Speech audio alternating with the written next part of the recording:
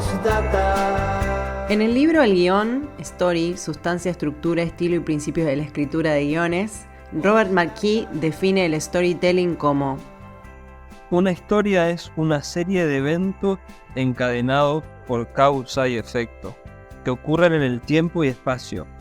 Los personajes en la historia intentan lograr metas frente a una serie de obstáculos. Al superar estos obstáculos, los personajes cambian y crecen, lo cual transmite un mensaje o un tema al público. Hola Ernesto Gallo, Hola Meli Navas. ¿cómo estás hoy? Muy bien, ¿y vos? Hoy creo que vamos a charlar un poco acerca de lo que ya nos convocó una vez en la aduana, que fue, recuerdo que empezamos a hablar, me parece, algo de Hernán Cassiari. Sí, primero les cuento a todos que Meli dice la aduana, pero se refiere al bar pasaporte que está enfrente de lo que era la aduana. Igual es más lindo, se podría llamar la aduana, sería más lindo, ¿no? Bueno, o capaz que pasaporte tiene que ver con eso. Sí, creo que, no sé por qué, yo lo asocio mucho más al edificio que está ahí que al nombre del lugar. ¿Será porque, no sé, me parece más imponente o quizás tiene más sentido lo que uno mira cuando está sentado ahí? Estábamos ahí, que es el bar al que vamos bastante, y justo había pasado hace poco que Hernán Cassiari en un programa, en un streaming que se llama Gelatina. Te quiero hacer las últimas dos, Hernán. La primera tiene que ver con esto que hablas. La literatura se lee y los medios digitales se consumen, ¿no? Somos consumidores de Internet, de plataformas digitales. ¿Cómo pensás esa cruz, esa relación entre el lector que ahora consume, que estamos acostumbrados a leer cosas que vencen muy rápido, ¿no? Que las cosas no perduran, que ya se escriben sabiendo que van a durar 24 horas, y vos provenís de un universo mucho más perdurable, justamente, ¿no? Mucho más sólido. ¿Cómo es eso? La literatura y los consumidores digitales. Yo no creo en la literatura, para empezar, ni mucho menos que se lea. Y ahí el periodista lo que dice es, este es el título de la nota, o sea, ya se arma polémica. Tremendo, pero está diciendo algo que tiene una importancia mayor al tratarse de un escritor, editor. Entonces ahí él empieza a decir que la literatura estaba terminada y que eso era una cuestión de época y que tenía que ver con la tecnología. Él decía, cuando hay 14 pantallas, no hay tiempo, es tremendo, pero, o sea, para mí es tremendo. Dice, no hay tiempo para sentarse frente a un papel y tinta, lo dice así. Mirando para abajo, con todos sus sentidos concentrados en una sola cosa, que es un papel con tinta.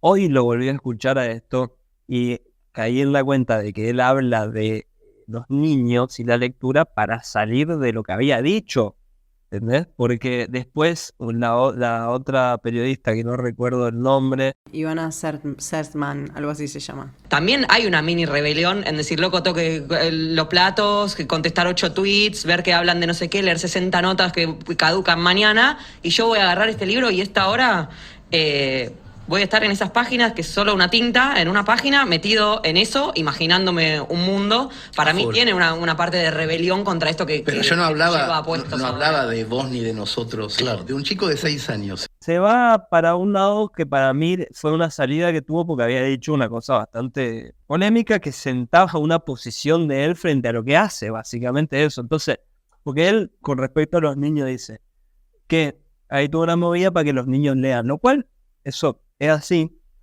pero el tema no es tanto ese, de hecho yo tampoco estoy de acuerdo con obligar a nadie a leer, excepto en la escuela, porque digamos, yo escuché eso y pensaba, bueno, pero la escuela está bien. Quiero agregar además también el dato de que él, durante toda la entrevista, pues esto sucede al final, pero todo el comienzo viene hablando de cómo él está haciendo, porque me parece importante para lo que vamos a hablar después, una película que se llama Muchachos, que es la peli del Dibu, ¿no? Del mundial, es verdad, con Liniers, que decían hacerlo en la ilustración y no sé qué. Yo creo que eso también tiene mucho que ver con lo que sucede al final y que hace que esta frase emerja. Sí, Alessandro Barico decía, ahora relacionando, había un libro de él que se llamaba La esposa joven, en la cual él presentaba la tesis de que todo el libro era escrito solo para que salga una frase. Quizás eso fue todo lo que se necesitó para que Cassiari tire como esa frase tan polémica, digo. Sí, bueno, cuando él se refiere a la lectura de los niños, dice que porque además es interesante porque él mismo va a una cuestión generacional y en realidad se podría interpretar de lo que está diciendo que es que la literatura no va a existir más en el futuro porque no hay tiempo para leer. Ernesto, otra vez con las cosas que ya no van a existir en el futuro, ya hablamos de las cartas, ahora de la literatura, ¿para qué estamos haciendo esto? Sí, me pongo medio pesimista, pero de todas formas yo creo que sí va a seguir existiendo en el futuro. Entonces, ese es el tema. Yo, digamos, la oposición que tengo con esa posición de Cassiari, decir no creo en la literatura, es decir, yo sí creo en la literatura. Entonces, volviendo a la charla y a lo que se desarrolló ese día en Pasaporte / La Aduana para mí, era que empezamos a hablar de qué rol tenía la literatura y qué rol tenía el storytelling. Claro, pero ¿por qué fuimos a eso? Porque Cassiari ahí dice que a él le parece que los niños, digamos, los niños de hoy, adultos de mañana, van a tener herramientas para localizar la trama y la subtrama de una historia y que van a consumir historias, pero que el problema es el formato, o sea, está hablando del libro y de la lectura. Entonces, la cuestión del storytelling entra porque tiene que ver, el storytelling, si no me equivoco, como me lo dirás, tiene que ver con el arte justamente técnico de poder contar una historia que sea breve, que atrape, que se pueda consumir fácil.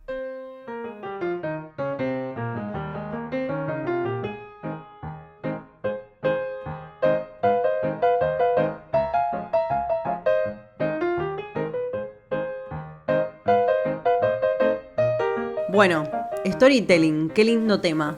Sabes que a mí me gusta porque yo digo que yo me acerqué a la literatura de manera inversa. No sé si existe alguna manera para acercarse a la literatura, pero bueno, yo considero que en algún punto sí lo hice de manera inversa. Que fue como en búsqueda de la esencia, me parece. De qué era lo que tenía qué era lo que tenía que suceder para que haya una buena historia o que exista eso. Así fue como terminé primero estudiando creatividad, bueno, tengo oficio como de redactora publicitaria y eso hizo que se me estrese la cabeza un montón, descubrir que me encantaba guionar y ahí en un momento yo me di cuenta que estaba haciendo tantas cosas al mismo tiempo que no tenía un nombre para definir eso.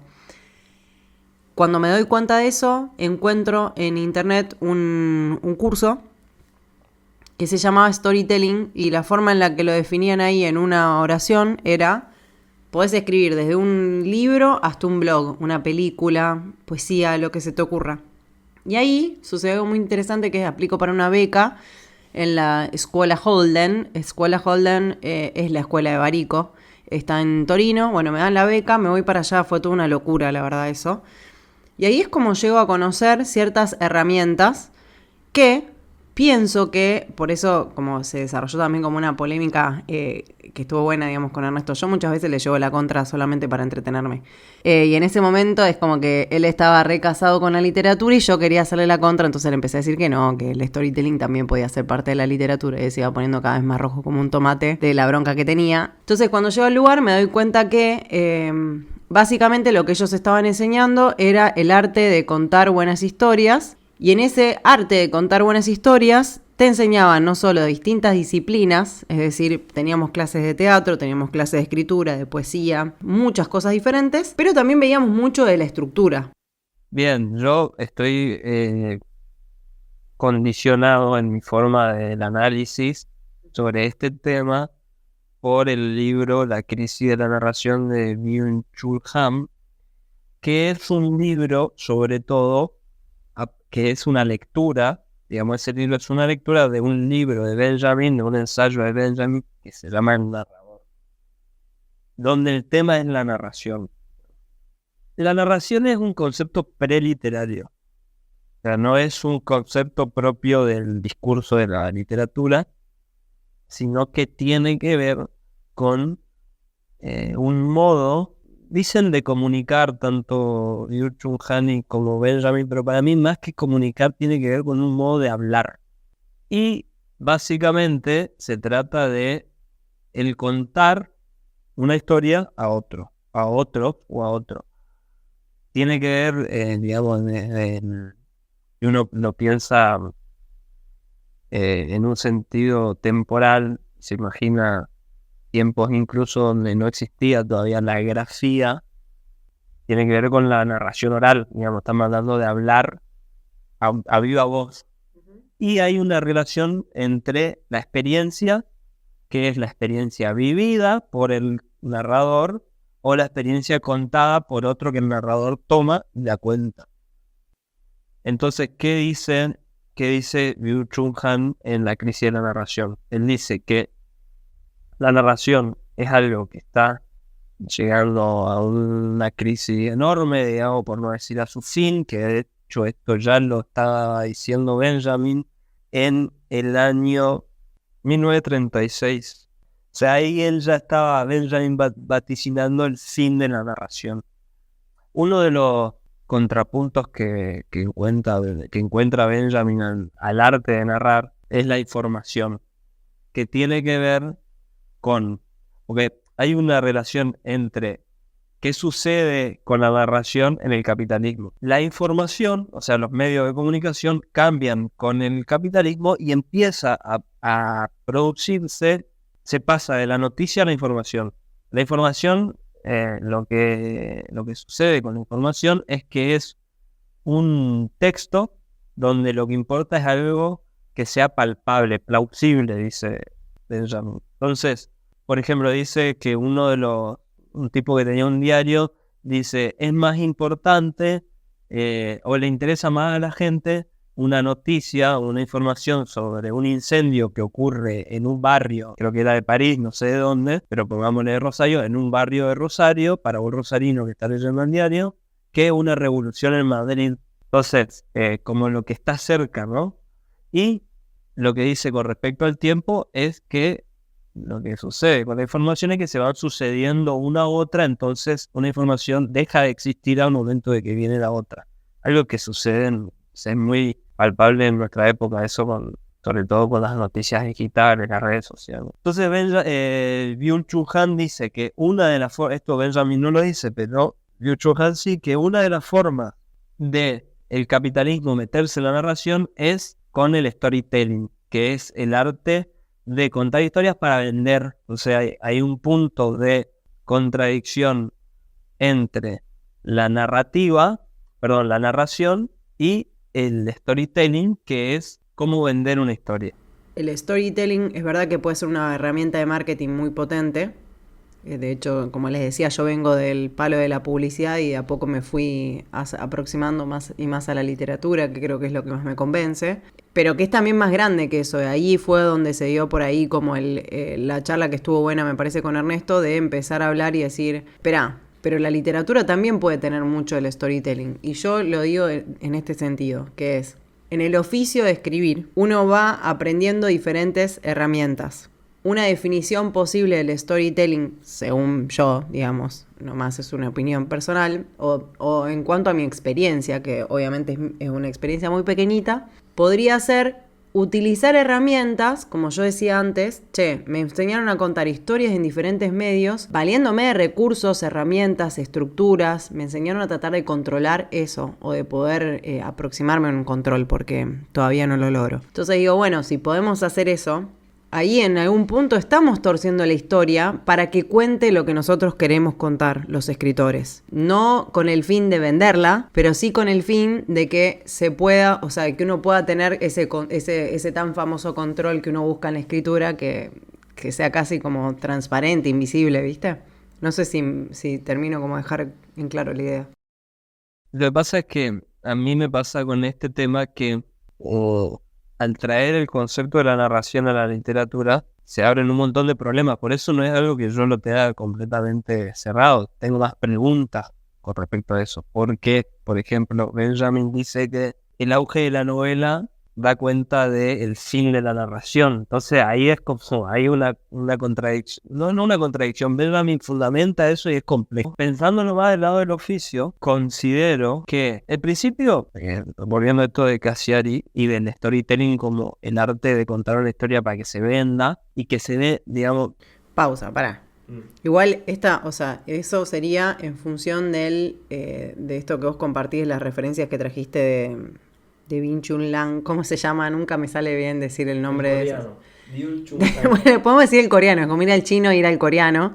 Bueno, el coreano nos tira este tip que él cita a... Benjamin. Claro, pero digo, yo estaba pensando como en la definición que leímos al principio, concretamente, en ningún lado decía vender más. No, pero uno podría pensar que... Eso quizás está más atado a lo que estamos contando de Cassiari. Exacto. Claro, pero uno podría, ¿no?, hacer una hipótesis, porque obviamente es una hipótesis sobre la cuestión de cómo el capitalismo influye en la literatura, y nosotros podemos decir por lo menos una cosa, que ahí aparece el problema del consumo, es lo que decía Cassiari, y eso tiene que ver con, desde mi punto de vista, el storytelling. Entonces, si uno piensa a la literatura como un objeto, al producto que produce la literatura como un objeto de consumo, está pensando al lector como un consumidor, lo cual yo no estoy de acuerdo, porque considero que tanto el lector no es un consumidor y también el libro no es un objeto de consumo en el sentido de que sí lo es, no sé, una camisa o una remera. Y un consumidor en tanto va a comprar esa camisa y esa remera. Entonces, para mí son situaciones completamente distintas. Quizás lo que nos está pasando, digo, y tomo esto porque me quedé pensando también en la palabra capitalismo, ¿no?, que la mencionaste vos previamente, tiene que ver con nuestra relación como lectores y escritores en función del tiempo. Entonces, cuando empieza a estar la variable tiempo adentro de nuestra obra o del libro que vamos a leer o acerca del cual estamos interesados o interesadas, ahí es donde nos empiezan a aparecer estas preguntas. ¿Cómo definimos a ese fenómeno? Vos sabés que hace poco escuché a Mauricio Cartún y él explicaba y decía que necesariamente todo lo que se ve a través del escroleo, por ejemplo, las formas más breves que están apareciendo ahora del teatro, o bueno, todo esto que estaba defendiendo Cassiari, o que se fue de boca y qué sé yo, pobre, la tiró y ahora se la tiene que bancar un poco, ¿no? Sí. Porque después no volví a escucharlo a él como para decir, bueno, lo sigue sosteniendo, ¿no? Estaba pensando que Mauricio, ni que fuera mi amigo, decía que todas esas formas necesariamente satisfacen la angustia, como la ansiedad y la angustia de las personas, versus por ahí como el poder pertenecer y dejar que ese espectáculo o esa cosa, digo, en el caso de él estoy hablando de la palabra espectáculo porque era el teatro, él lo que decía es, tiene un contrato con el espectador, que es el de, bueno, vos vení, yo te voy a ofrecer algo que sea espectacular para vos, o sea, de manera tal que vos puedas pasar 2 horas en una butaca y decir, ¿cómo fue que pasé tanto tiempo acá y no me moví y estuve como inmersa en esa historia? Y lo que él dice, bueno, pero yo te voy a dar eso siempre a cambio de entrega. Como que la condición de ese intercambio es que el espectador o el lector se entregue hacia la obra, hacia el libro, hacia lo que sea que estemos como pensando, me parece, acerca de eso. Y entonces ahí me parece súper interesante cómo ingresa el storytelling más allá del marketing. Creo que ahí nos separamos y como que aparece un lado un poco más profundo y que creo que también es una experiencia, digamos, común porque a todos nos pasa esta cuestión de, bueno, hay veces donde nos maratoneamos 500.000 series y vos decís, ¿para qué? El tema es que el problema de cómo contar una historia es algo que está desde siempre en la literatura. Entonces, es como un problema que no, ¿entendés? No tiene por qué ser llamado storytelling. Ese es el tema. Entonces, cuando aparece el storytelling, sí podría pensarse que tiene más que ver con un objetivo puro de consumo. Porque el problema del oficio siempre es cómo contar una buena historia. Tengo otro dato, perdón, para agregarte en esto del cómo, que fue otra charla nuestra que tuvimos. Esta vez fue en el Río, ¿te acordás? Que en esa charla lo que apareció era el concepto de bestseller, que después encontramos algunas cosas que Zambra decía que estaban interesantes, y que tiene que ver ahí quizás con bueno, quizás en un storytelling uno diría como resultado, si tuviésemos que hacer algo así muy lineal, sería storytelling igual bestseller, por ejemplo, algo que está muy controlado y no permitimos que el proceso tome el protagonismo y escuchar a la obra. Exactamente, por ahí es que lo plantean estos autores que yo nombré en medio, se me hizo un quilombo, pero el problema de la literatura al momento de escribirla, siempre es bueno, ¿cómo hago esto? También es qué voy a decir, pero sobre todo es cómo lo hago. Y cuando se empieza a sistematizar el cómo, ahí es cuando, por lo menos desde mi lectura, mi punto de vista, mi análisis es que se está intentando sistematizar una cuestión que es incontrolable, que es un misterio, cuando eso aparece en un texto literario. O cuando uno lee, se da cuenta, son dos cosas distintas, dos momentos distintos. Cuando uno lee, se da cuenta de que eso no está para nada controlado. Ahora, sí hay algo no controlado, sino del oficio, y que esto es algo que plantea Benjamin del narrador, que tiene que ver con una artesanía, que la narración tiene que ver con una artesanía.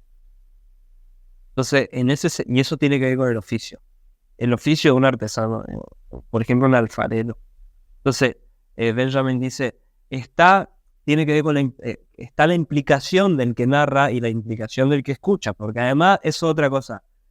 El poco tiempo del storytelling se contradice con el largo tiempo de la narración y de la narrativa, que tiene que ver con la poca paciencia de escuchar, de prestar atención a alguien que está hablando, o un libro o algo, que es lo que dice Casciani, con la paciencia y la disposición de la atención para la lectura de una narración o para la escucha de alguien que está narrando. En esa implicación, Benjamin dice, la implicación del narrador dejó las huellas marcadas de su mano en la artesanía. O sea, es como, está ahí, y eso es, en principio, se podría pensar que único en el sentido del que está contando una historia, que no la va a encontrar. Hay algo único en eso, que por ahí puede ser algo insignificante, no estoy diciendo que sea una gran cosa. Si se sistematiza de esa forma, no va a tener eso. De hecho, hay un tema ahí, por ejemplo, como lo pienso yo al storytelling, que es que se termina convirtiendo en una réplica, una historia de otra. Incluso se podría pensar que la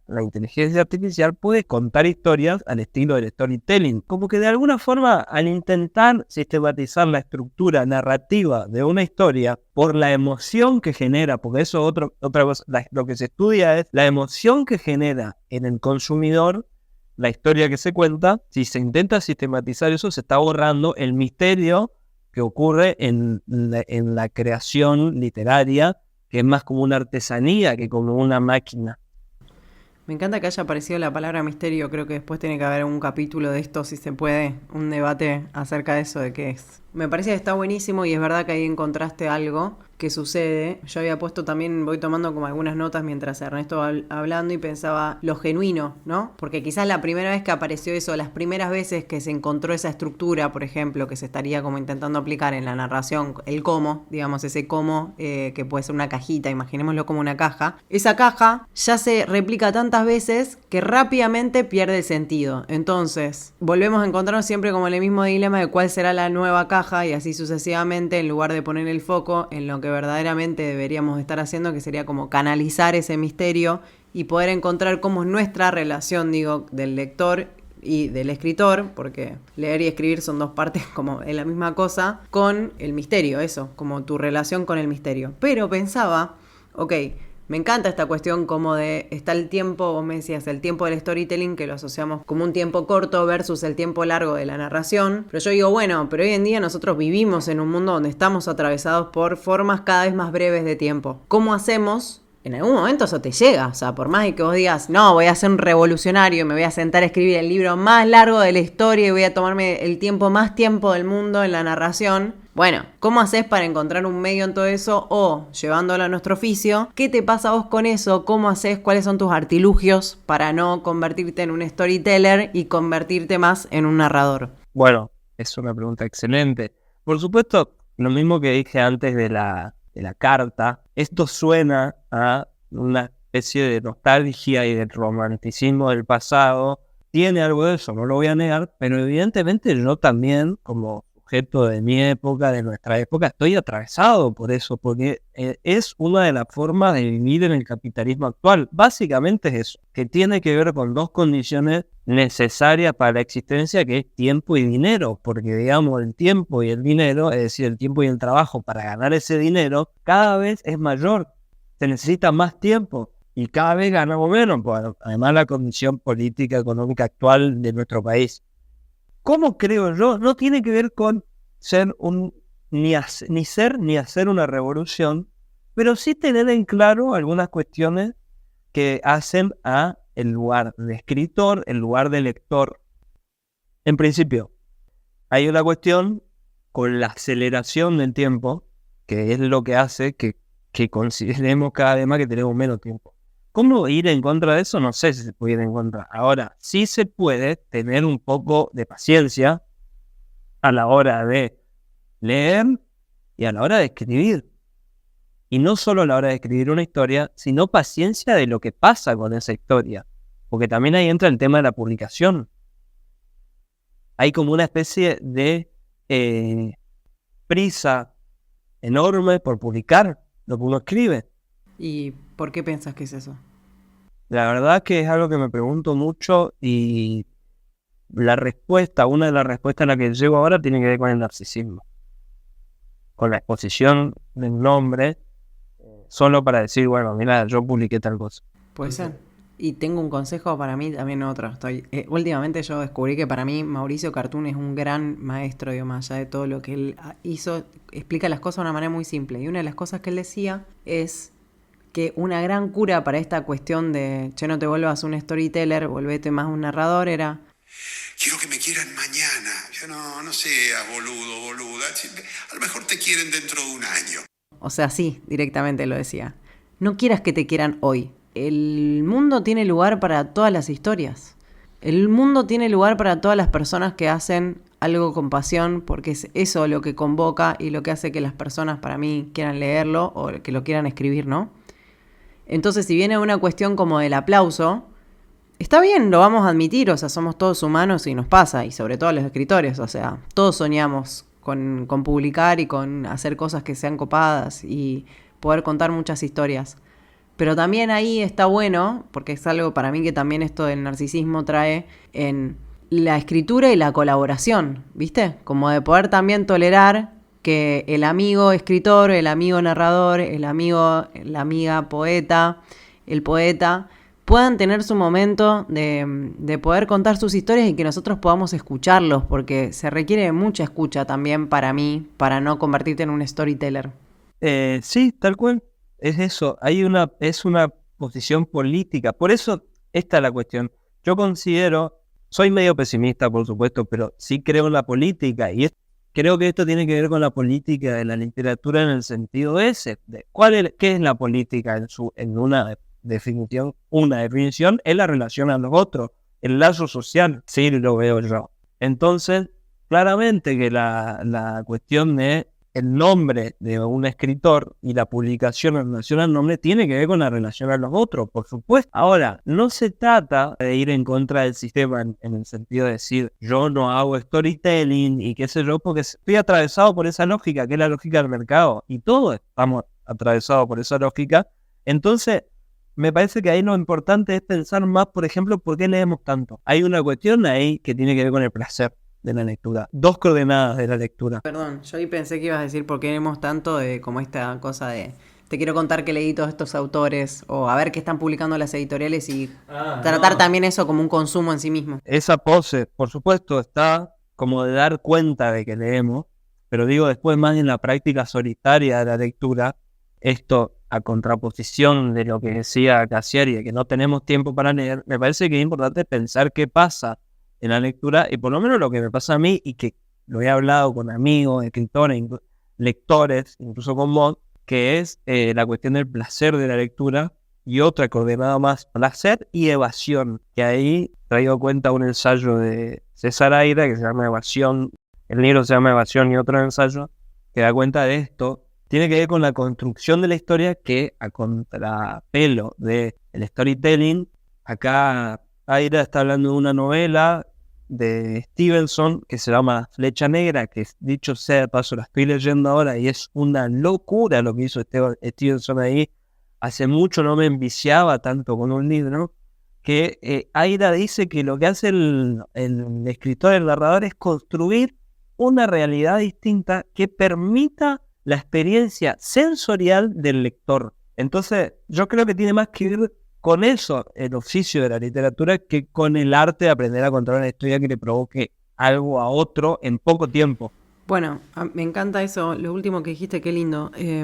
A veces es difícil porque también uno quiere dejar de hablar al otro, pero se te van despuntando con un montón de ideas. Que yo digo, no, yo no sé si en este podcast quiero encontrar la forma de iniciar una revolución y decir, no quiero ir para allá. No, yo lo que me pregunto es, ¿cuáles son las pequeñas cositas que podemos pensar o las preguntas que nos podemos hacer para simplemente encontrar un balance? Como que mi idea es más situarme en el medio. Porque me tocó vivir este momento y bueno, ya está, vamos para adelante, digamos, en ese sentido.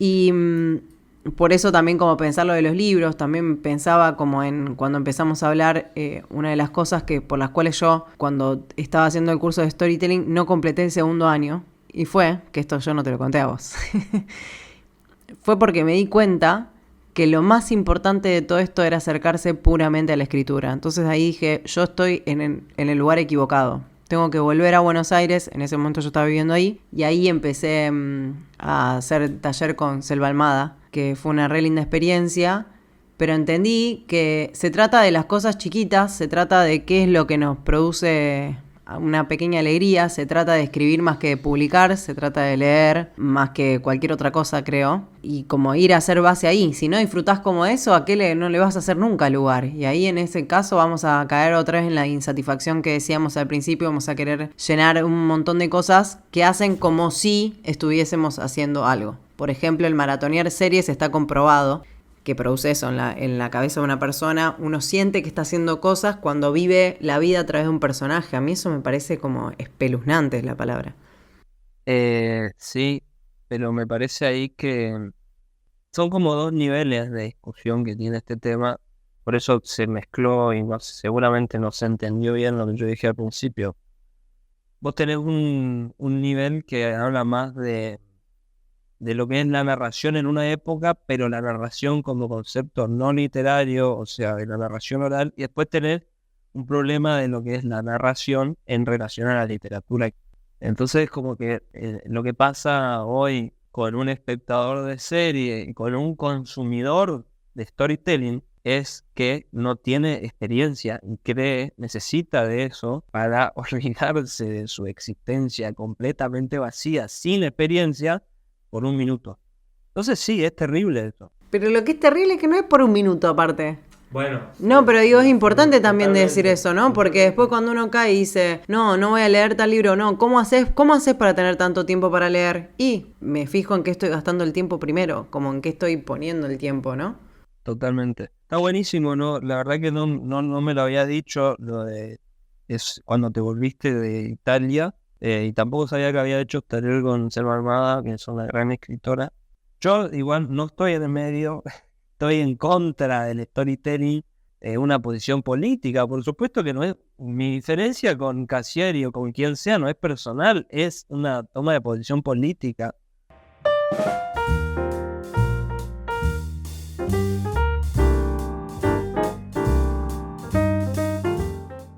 Bueno, para ir cerrando este episodio, porque creo que esta charla da para un montón, veníamos charlando de Fitzgerald. No me sale muy bien pronunciar ese nombre.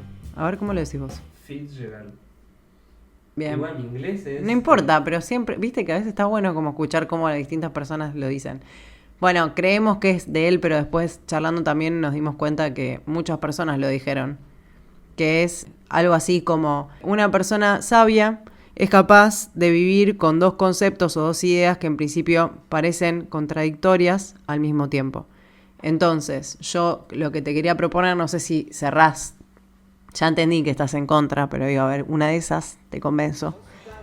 En que para mí el storytelling no es más que una herramienta. La verdadera esencia de todo esto es la literatura y eso no se puede negar. Sí, pero no voy a ceder. El tema es la posición política con respecto a la literatura y ahí no cedo en eso.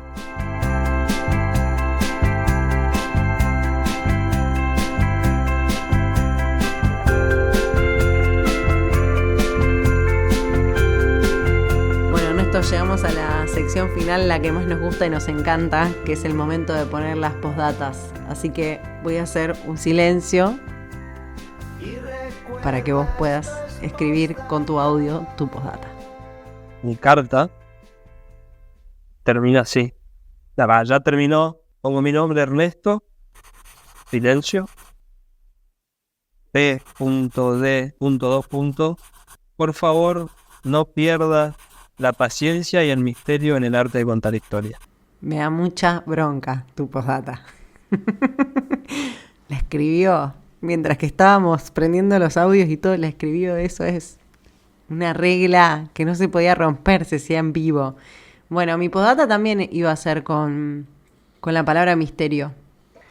Así que voy a hacer un silencio y voy a decir P.D.2. No sé, me acordé de una clase de tarot de una vez que nos contaron ahí como una ecuación que decía simbólico igual a manifiesto sobre lo oculto. Entonces pienso que la literatura tiene mucho que ver con esto, porque lo simbólico podría ser las imágenes que usamos, por ejemplo, para escribir o desde las cuales surgen las historias, y que siempre esas imágenes muestran una parte que es más obvia y lo oculto es la historia a descubrir.